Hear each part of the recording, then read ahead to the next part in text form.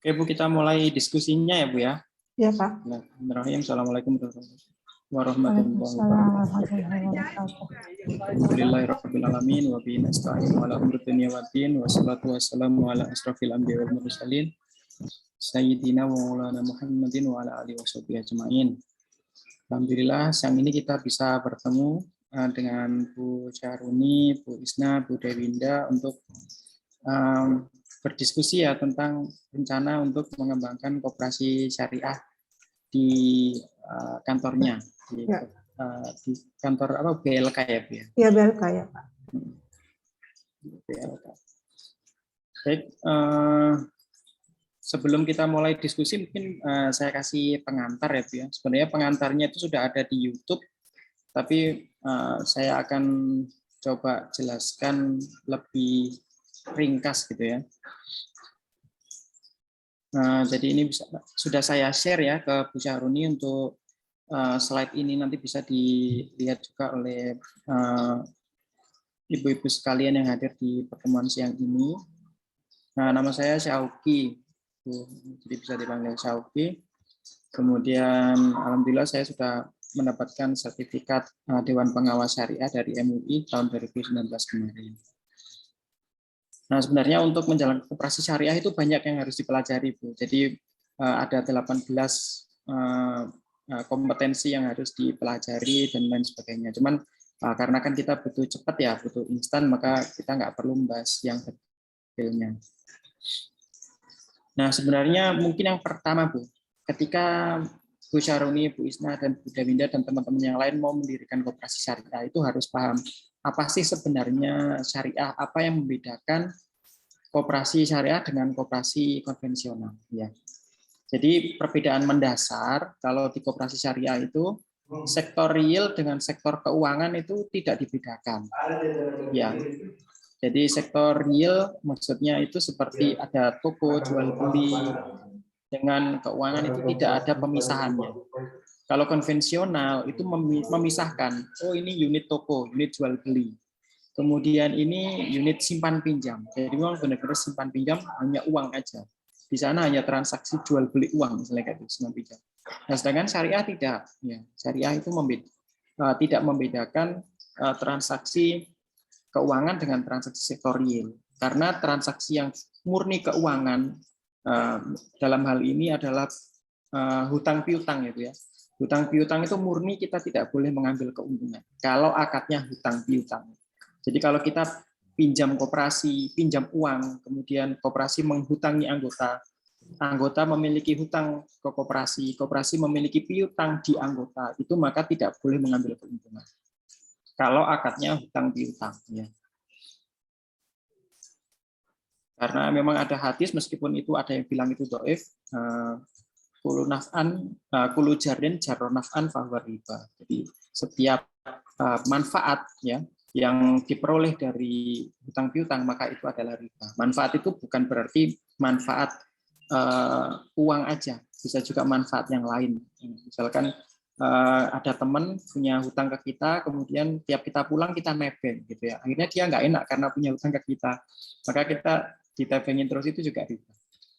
Karena naf'an itu manfaat yang lain. Oke, itu istilah aja itu. Nah, kemudian ini Bu, jadi di simpan pinjam itu kita bisa, tadi kan ditanyakan ya oleh Bu Syahruni, bagaimana menentukan bagi hasilnya margin fee dan lain sebagainya, bunga. Nah, bedanya seperti ini, Ibu sekalian, yang paling mendasar ya. Kalau misalkan bunga itu kan dihitung dari besarnya pinjaman. Ya, jadi misalkan pinjamannya itu 10 juta, kemudian ya sudah bunganya misalkan 1%, yang 10 kali berarti 10%. Itu kalau bunga. Jadi dia berdasarkan jumlah yang dipinjamkan. Berdasarkan jumlah yang dipinjamkan itu berarti bunga. Kemudian bagaimana kalau dengan sistem syariah? Sistem syariah itu berdasarkan akadnya, atau transaksinya. Apakah itu akad bagi hasil? Apakah itu akad jual beli dengan margin? Apakah itu akad ijaroh dengan fee? Ya. Jadi apakah akadnya? Jadi yang paling mendasar, Ibu sekalian, ketika kita melakukan pembiayaan syariah ya. Jadi kalau sebenarnya itu bukan simpan pinjam. Kalau di syariah itu sebenarnya yang paling benar itu pembiayaan. Pembiayaan syariah itu, maka yang membedakan adalah jenis akadnya, di mana akad tersebut adalah bisa menghasilkan keuntungan bagi koperasi. Oke, ini kita skip. Ini nanti kita skip. Oke. Ini untuk koperasi yang berubah ya. Jadi dari koperasi syariah ke koperasi konvensional ke syariah. Oke. Nah, ini sebenarnya bisa dilihat padanannya ya, Ibu sekalian ya. Jadi kalau di koperasi konvensional kita mengenal istilah ya, ada simpanan. Ya. Ada simpanan di sini. Nah, kemudian di koperasi syariah tetap namanya simpanan. Hanya mungkin istilahnya bisa pakai wadiah. Kemudian ada deposito, misalkan ya di bank deposito, di koperasi biasa namanya simpanan berjangka. Jadi koperasi tidak boleh pakai istilah tabungan, tidak boleh pakai istilah deposito, ya. Tidak boleh pakai istilah kredit. Karena itu adalah istilah yang digunakan di perbankan. Produk perbankan tidak boleh digunakan di koperasi. Maka tabungan kita ganti dengan simpanan. Kemudian di sini ada padanannya, yaitu ada simpanan wadiah dan simpanan mudharabah. Simpanan wadiah itu adalah akad untuk simpanan pokok dan simpanan wajib. Ya. Kemudian simpanan mudharabah ini bisa digunakan untuk simpanan berjangka ataupun simpanan sukarela yang mendapatkan bagi hasil. Nah, kemudian di konvensional kan hanya ada pinjaman ya, Bu. Terserah mau digunakan untuk apa uangnya, yang penting pinjam dana sekian, baliknya harus sekian. Nah, kemudian koperasi mendapatkan yang namanya bunga. Nah, itu pendapatannya, yaitu tidak boleh karena di sanalah unsur riba itu. Nah, sedangkan bagaimana untuk mengatasinya? Maka di koperasi syariah itu ada yang namanya qard, ada yang namanya murabahah, ada yang namanya mudharabah, ada yang namanya ijarah. Di mana masing-masing itu memiliki peluang bagi koperasi untuk mendapatkan pendapatan yang halal. Yang paling banyak digunakan itu adalah murabahah. Murabahah itu. Jadi yang paling utama ya ada 3 pinjaman syariah itu. Yang paling utama ada murabahah atau murabahah tulisannya ya. Itu adalah akad jual beli. Ya, akad jual beli. Kemudian yang kedua mudharabah. Mudharabah, akad mudharabah. Jadi ini ada simpanan mudharabah. Di sini juga ada pembiayaan mudharabah ya. Mudharabah itu namanya kongsi ya, kongsi atau kurun modal gitu, atau pemodalan gitu ya. Kemudian ada yang satunya lagi, maaf, kalau kongsi itu musyarakah. Kita biasanya pakai mudharabah itu istilah untuk pemodalan. Kemudian ada satu lagi ijarah. Ya, ijarah itu atau jasa. Ya. Ijarah itu bukan jasa, sewa. Sewa sih sebenarnya, arti katanya itu sewa. Nah, itu. Jadi ada mudharabah, murabahah, sama ijarah. Untuk yang pertama tadi apa? Murabahah ya, Bu ya. Murabahah, koperasi berhak atas margin. Ya. Kalau mudharabah, koperasi berhak atas bagi hasil. Kalau ijarah, koperasi berhak atas ujroh atau fee gitu ya. Nah, itu jadi akad itu yang ada di koperasi syariah. Jadi ketika kita mau membuat simpan pinjam dengan skema syariah itu, kita harus menanya ke anggota setiap transaksi ya, itu peruntukannya untuk apa. Kalau koperasi konvensional kan pinjam berapa? Oh iya nanti kembalikannya sekian. Kalau koperasi syariah dibalik, keperluannya untuk apa? Keperluannya untuk apa? langsung kasus nyata ya Bu ya. Kemungkinan kalau di tempatnya Bu Syaruni, Bu Isna, Bu Dewinda, anggota pinjam ke koperasi itu untuk apa kira-kira? Biasanya sih Mas, gini, kadang kan yang peminjam itu tidak mau menyampaikan apa kebutuhannya karena mungkin ada banyak hal yang ingin mereka butuhkan dengan uang tersebut, akhirnya mereka tidak menyampaikan fungsi atau kegunaan uang yang akan dipinjam tersebut. Makanya kadang koperasi terutama di konvensional itu cuma sekedar yang penting uangnya keluar, dicatat, sudah selesai. Ya di situ Bu memang harus disosialisasikan. Jadi kalau misalkan peruntukannya tidak jelas, maka kalau akhirnya malah pinjam uang, maka itu koperasi tidak boleh mengambil keuntungan. Kalau misalnya seperti itu berarti kalau misalkan memang berniat untuk menjalankan koperasi syariah atau koperasi konvensional tapi dengan prinsip syariah, itu harus diubah dari kebiasaan tersebut. Memang yang pertama tujuan harus disampaikan. Tujuan harus disampaikan. Masalah anggota tersebut bohong apa tidak itu di luar kita kan. Oh, ya. Yang penting kan kita sudah mengajukan formnya. Mereka harus menulis, wajib diisi. Masalah dia jujur apa tidak ya urusan dia, urusan anggota tersebut. Nah, sebagai pengurus koperasi atau pengelola kita hanya memfasilitasi saja jalur yang sesuai dengan aturan, gitu, sesuai dengan aturan. Misalnya ada formnya peruntukannya untuk apa. Oke, taruhlah yang paling gampang biasanya pinjam, misalnya ini udah mau kuliah nih, untuk kuliah misalnya, untuk bayar kuliah atau pendaftaran atau bayar daftar ulang gitu ya, misalnya seperti itu. Nah, bagaimana akadnya? Gitu. Bagaimana akadnya? Maka koperasi itu bisa membuat akad ijaroh namanya. Ijaroh itu jasa. Idealnya seperti ini Bu ya. Saya sebutkan idealnya dulu. Misalnya ada anggota yang butuh untuk daftar ulang sekolah, gitu ya. Koperasi kalau misalkan ngasihkan uang, minjam ini Bu saya pinjamin uang untuk bayar sekolah anaknya, maka akadnya adalah pinjam uang, itu nggak boleh kita ngambil keuntungan. Nah, bagaimana agar koperasi berhak atas jasa Bu? Maka koperasi harus membayarkan. Nah, idealnya sih koperasi datang ke sekolah, membayarkan, kemudian anggota tersebut mengganti uang yang digunakan untuk membayar, ya, tanpa ada tambahan. Misalkan daftar ulangnya 2 juta, oke, 2 juta dibayarkan. Orang tersebut mengganti uang 2 juta tersebut.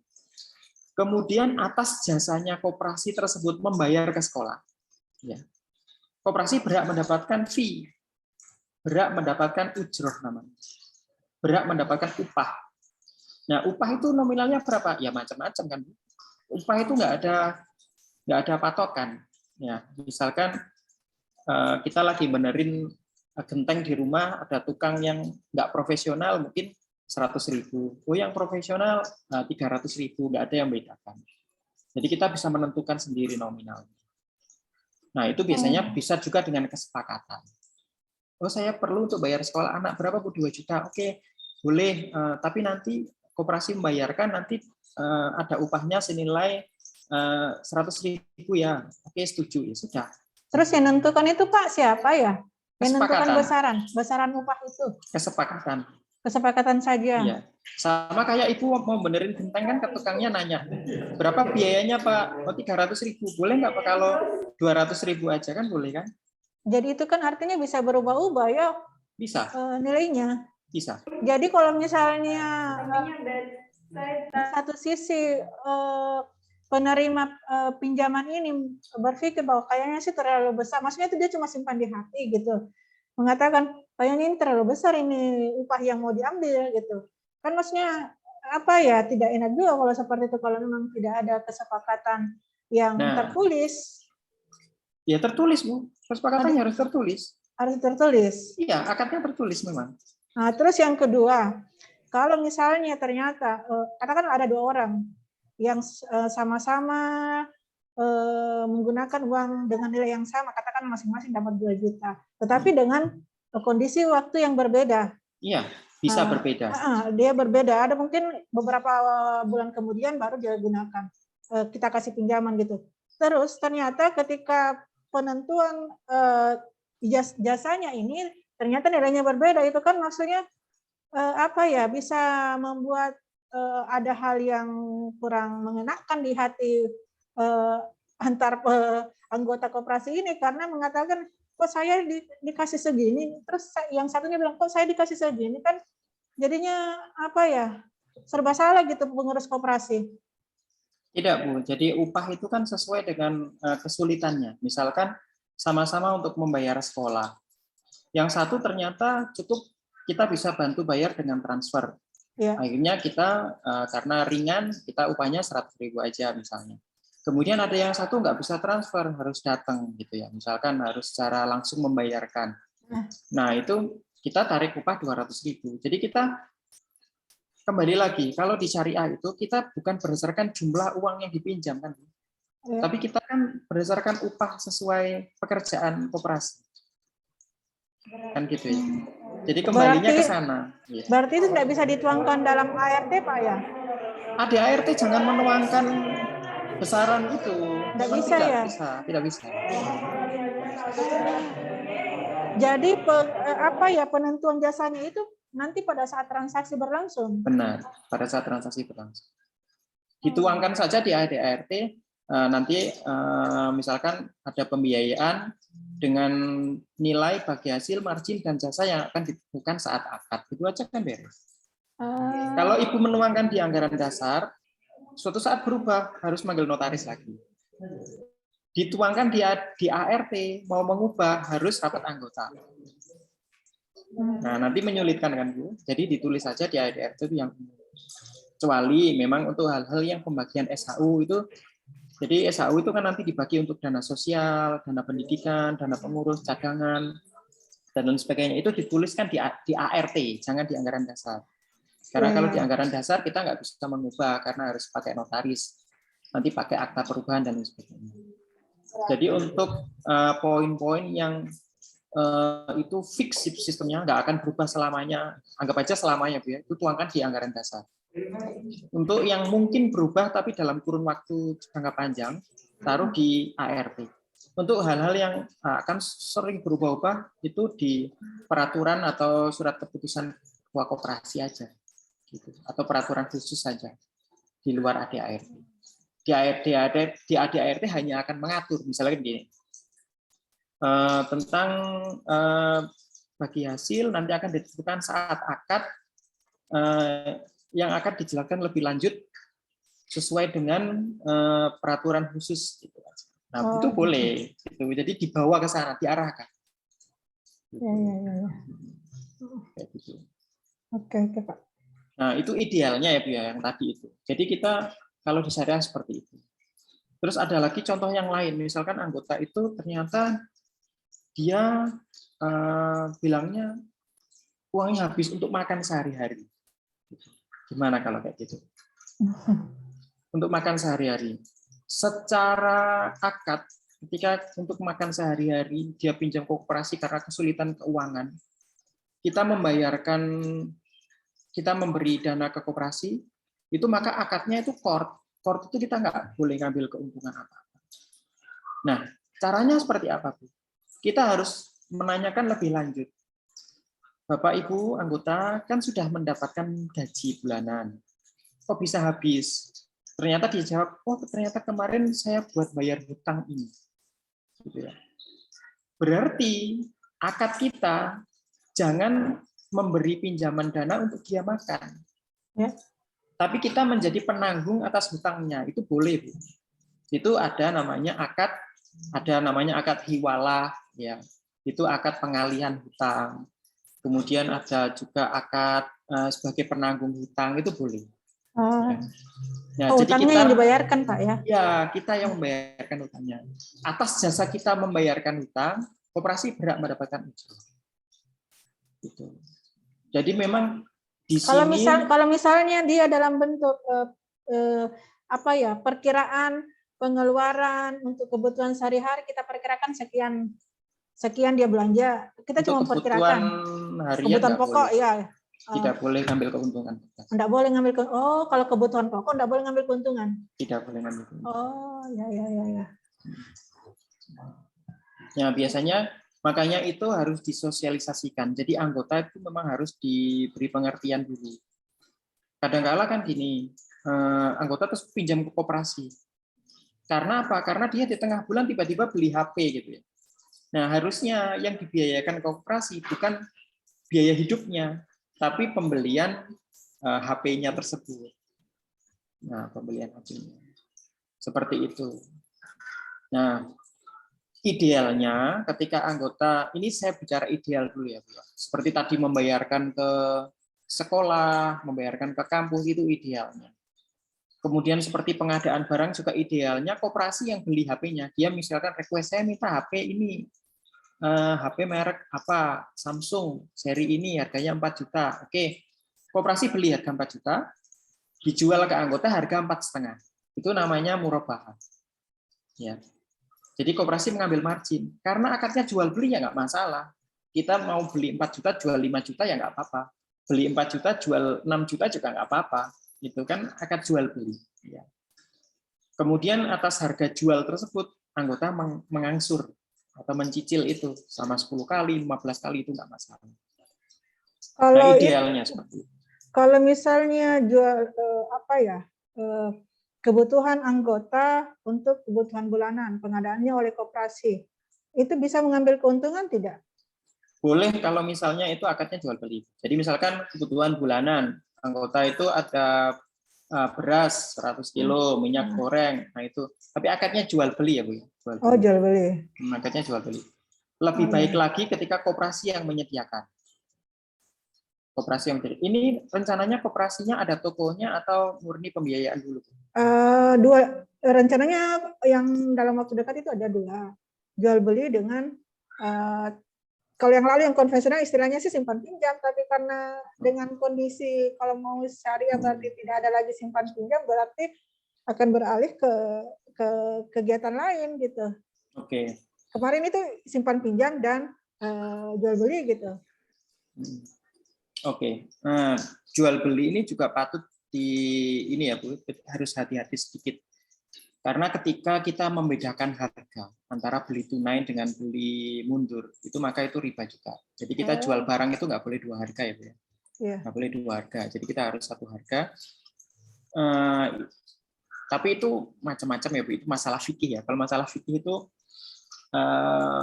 dua harga itu dalam satu majelis. Gitu. Ada yang ya pinter-pinternya kiai di Indonesia. Oh berarti kalau beda majelis itu nggak apa-apa. Jadi caranya tanya dulu.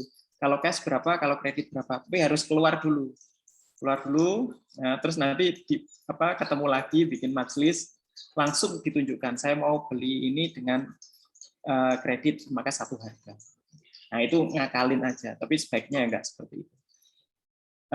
Jadi, gimana caranya mengakalinya? Anggota tersebut membuat list kebutuhan dulu, diajukan ke koperasi. Membuat list dulu, dan sudah jelas di awal pembeliannya, mau diangsur berapa kali, apakah hanya sekali potong gaji, apa 2 kali potong gaji, 3 kali potong gaji. Koperasi langsung memberi harga jual saat itu dengan menghitungnya. Menghitungnya boleh misalnya disepadankan dengan kalau konvensional. Ya, misalnya ada kebutuhannya 1 juta. Kalau konvensional itu ngambil keuntungan pinjam 1 juta itu 100.000 misalnya. Boleh kita menjual 1.100.000 gitu ya. Boleh kita lebih, boleh kita kurang itu gitu ya. Nah, kemudian karena kita akadnya jual beli, ya sudah, maka nggak ada bunga di sana, nggak ada bunga. Anggota tersebut ya boleh-boleh saja. Yang tidak boleh itu kalau misalkan pinjam untuk kebutuhan sehari-hari. Jadi misalkan saya nggak punya uang untuk makan, akhirnya saya pinjam ke koperasi, nah itu nggak boleh. Jadi harus ditanya kok bisa uangnya habis kemarin untuk apa. Jadi memang prinsip koperasi syariah itu sebenarnya apa Bu? Mendidik pola hidup masyarakat agar dia lebih bijak. Ya, jadi kalau kita telisik ya Bu ya, prinsip koperasi konvensional itu membuat pola hidup yang konsumtif di masyarakat. Kadang nanti pinjam koperasi, pinjam koperasi. Tapi dengan sistem syariah itu sebenarnya mendidik. Jadi koperasi syariah itu membuat anggota itu lebih bijak di bidang keuangan. Jadi memang banyak sekali efeknya atau dampaknya. Makanya ketika kita mau menjalankan koperasi syariah itu sebenarnya tidak bisa dari satu sisi, dari pengurus saja, dari pengelola aja, tapi harus juga dari akadnya. Intinya akadnya harus diperjelas sebelum melakukan transaksi. Nah, pertanyaannya dari Bu Isna, iya benar, memang harus diperjelas akadnya. Akadnya harus diperjelas. Jadi tujuan dari anggota tersebut meminjam juga harus jelas. Itu yang membedakan koperasi konvensional dengan koperasi syariah. Oke, kemudian kalau misalkan koperasinya itu benar-benar syariah ya Bu ya, itu harus ada baitul mal, harus ada baitul tamwil. Selain baitul tamwil, harus ada baitul malnya. Kita selain melayani simpanan, pinjaman, pembiayaan, kita juga harus ada baitul malnya, yaitu penyalur zakat, infak, sedekah, dan wakaf. Tapi kalau nanti koperasinya itu konvensional, tapi menjalankan prinsip syariah, ya tidak perlu. Tapi secara tidak langsung akan diperlukan, Bu. Jadi contohnya gini, koperasi syariah itu tidak boleh menerima denda atau tidak boleh mengakui denda itu sebagai pendapatan. Di fatwa MUI ada, nanti silakan dicari, itu ada namanya dana yang tidak boleh diakui sebagai pendapatan. Dulu namanya pendapatan non halal, tapi kan namanya jelek, non halal itu kan ya haram. Sekarang namanya dana yang tidak boleh diakui sebagai pendapatan. Tapi koperasi boleh nggak memberlakukan denda? Misalkan ada anggota yang telat membayar, boleh jawabannya. Tapi dana tersebut tidak boleh diakui sebagai pendapatan. Dana tersebut dilarikan kemana? Dilarikan ke baitul mal. Nanti bisa untuk zakat, infak, sedekah, dan lain sebagainya. Nah itu makanya ketika kita menjalankan prinsip syariah, kita harus ada penampung dana untuk pendapatan non halal, atau itu istilah dulu, kalau sekarang namanya dana yang tidak boleh diakui sebagai pendapatan. Dana yang tidak boleh diakui sebagai pendapatan itu misalnya biaya ganti rugi, terus biaya keterlambatan, itu nggak boleh. Biaya ganti rugi contohnya ada anggota sudah terlanjur akad, kita sudah melakukan administrasi, keluar materai dan sebagainya, ternyata menggagalkan. Oh berarti dia terkena ganti rugi, istilahnya itu takwid ya. Iya, takwid. Itu berarti dia harus membayar ganti rugi. Nah, ganti ruginya itu misalkan 50.000 atau 100.000 tidak boleh diakui sebagai pendapatan. Nah, nanti itu dilarikan ke baitul mal. Tapi kita tetap boleh memberlakukan denda atau penalti itu untuk agar anggota itu tidak saingannya sendiri. Itu fungsi kenapa kok di koperasi syariah itu ada baitul mal, itu masalahnya di sana. Kemudian dia juga menjalankan fungsi ganda nanti ketika waktu zakat, gitu, zakat fitrah atau zakat mal itu menerima juga. Kemudian waktu ada anggota ingin infak juga boleh. Karena apa kok koperasi boleh menerima infak, sedekah, wakaf dan lain sebagainya? Kan ada yang pinjaman itu, pinjaman kebajikan atau qardul hasan istilahnya. Itu jadi kalau benar-benar anggota itu kesulitan dari sisi ekonomi, koperasi tersebut meminjamkan dana tanpa bunga, tanpa keuntungan sepeser pun, itu boleh, namanya qardul hasan atau pinjaman kebajikan. Jadi kalau simpanan, anggota nabung kan ya, di sini yang sebelah kanan itu, pinjaman, koperasi meminjami tanpa keuntungan, pembiayaan, koperasi membiayai dengan keuntungan. Nah, itu. Jadi kenapa kok koperasi syariah itu seperti itu? Terus Pak lagi, ya, kalau gimana? misalnya ada anggota yang penyertaan modal atau menyimpan modal di koperasi, itu gimana itu caranya untuk memberikan dia keuntungan atau hasil? Iya, bagi hasilnya. Ya. Mudah Bu, itu kan sama dengan ini di sini disebutkan ada simpanan itu bisa mudharabah ya. Kemudian pinjaman juga ada mudharabah. Jadi itu sama dengan akad mudharabah. Mudharabah itu di sini disebutkan investasi modal usaha ya. Di sini disebutkan investasi modal usaha. Investasi modal usaha. Itu disepakati di awal. Jadi misalkan anggota menaruh dana 100 juta. Kalau konvensional, nanti per bulan akan dapat 1% gitu ya Bu ya. Iya, Konvensional. iya. Kalau konvensional sama kayak deposito itu. Iya. Halo Bu Syaruni, masih Iya, dengan saya? Masih, Mas. Masih. Halo. Masih. Kayaknya enggak bagus jaringannya. Halo. Bu Isna, dengar saya punya. Saya dengar kayaknya Bapak enggak bagus jaringannya, Oh. makanya langsung mati. Oh iya. Dia yang ini. Berarti intinya di sini tadi kalau saya lihat itu tergantung dari akadnya. Kalau Akadnya, misalnya, iya. akadnya kalau memang yang peminjam itu setuju berarti bisa dijalankan, kalau tidak ya. Dan ini tergantung dari akadnya kayak. Maaf Bu, sempat terputus ya. Iya. Jadi sampai mana ya? Sampai mudarobah. Investasi modal usaha. Wah, ini di tempat saya lagi ada pengerjaan renovasi gedung lagi. Berisik ya Bu ini. Oke, mudharabah. Mudharabah itu bagi hasil. Itu gini Bu, gampang. Jadi misalnya anggota menaruh dana ke koperasi, misalkan 100 juta. Kalau di konvensional kan dia akan mendapatkan 1% per bulan, 1 juta. Gitu gampangannya gitu ya kalau konvensional. Kalau syariah itu yang kita sepakati bukan yang akan anggota terima, tapi nisbah namanya. Nisbah itu adalah prosentase bagi hasil. Proporsi bagi hasil, maaf, bukan prosentase. Proporsi bagi hasil. Proporsi bagi hasil ya. Proporsi bagi hasil. Proporsi bagi hasil misalkan disepakati, nanti akan mendapatkan nisbah 40-60 gitu ya. 40-60 misalnya. Nah, ini memang susah jelasin dalam waktu singkat.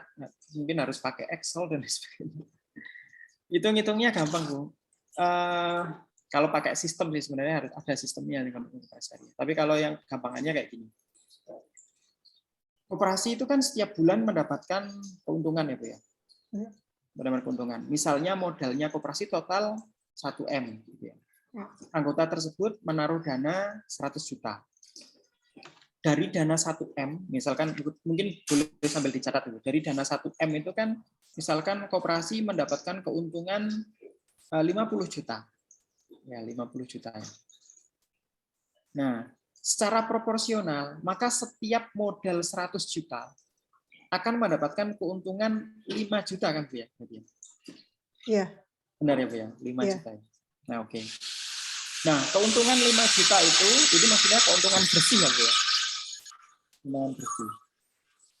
Nah, atas keuntungan 5 juta tersebut, nisbah yang disepakati kan 40-60. Ya, 40 untuk si pemodal, 60 untuk koperasi. Ya. Maka 5 juta tadi dibagi berdasarkan proporsi itu. Maka 40%-nya berarti berapa 40%-nya? 2 juta ya. 2 juta untuk si pemodal, untuk anggota yang menaruh dana tersebut 3 juta untuk koperasi. Bagaimana jika koperasi itu ternyata keuntungannya cuma 10 juta gitu ya. Maka setiap 100 jutanya itu hanya mendapatkan 1 juta ya, Bu. Nah, 1 juta juga dibagi 40-60. Jadi di bulan itu anggota tersebut mendapatkan 400.000, koperasi mendapatkan 600.000. Jadi kalau kita menggunakan prinsip syariah itu akan adil. Coba kalau misalkan konvensional, pada saat koperasi keuntungannya besar, ya dia ngasih bagi hasil. Tiba-tiba terkena pandemi, koperasi keuntungannya mengecil sekali, anggota tetap harus mendapatkan sekian. Kan bisa-bisa bangkrut nanti koperasi. Nah, itu prinsip mudharabah. Itu ya, Bu ya. Kalau yang ini, yang mudharabah ini, misalnya yang menyertakan modal itu harus ada waktunya, atau kalau dia butuh untuk mengambil kembali dananya boleh dilepaskan atau bagaimana harusnya? Sesuai kesepakatan, Bu. Jadi misalkan gini, oke Pak, kalau menaruh dananya itu selama 1 tahun, nisbahnya nanti 40-60. Kalau menyimpan dananya 6 bulan, nanti nisbahnya 35-65. Kalau Boleh gitu, Pak, ya? menyimpannya sebulan, boleh, kan nisbah, Bu. Oh, Kalau iya. menyimpan dananya nanti cuma sebulan, nanti nisbahnya 30-70. Kan kita boleh menentukan sendiri. Oh, iya. Iya, Tapi jadi itu tidak fleksibel. dianggap sebagai apa ya, sebagai bunga untuk yang pemilik modal, gitu. Bunga, jadi begini Bu, pengertian bunga itu dia akan mendapatkan keuntungan dengan persentase yang pasti, Ya. tanpa melihat untung ruginya si koperasi. Itu bunga. Jadi kalau misalkan dia menaruh 100 juta, mendapatkan 1%, maka dia pasti akan dapat 1 juta bagaimanapun kondisinya. Tapi kalau dengan nisbah itu, pemodal bisa dapat lebih besar, bisa dapat lebih kecil, tergantung kan Bu keadaannya. Nah, di sini itu kenapa Bu unsurnya yang bagus di masyarakat. Jadi nanti pemilik modal itu akan terus mendoakan agar koperasinya untung besar. Ya kan Bu? Tapi kalau konvensional, dia naruh uang, ya terserah mau koperasinya terseok-seok apa, yang penting aku per bulan dapat sekian. Tapi kalau kita terapkan prinsip syariah, anggota semuanya menaruh dana dengan syariah, nanti mereka tiap malam sholat tahajud doakan koperasi agar tambah besar kan. Karena semakin besar keuntungan koperasi, dia dapatnya semakin besar. Gitu.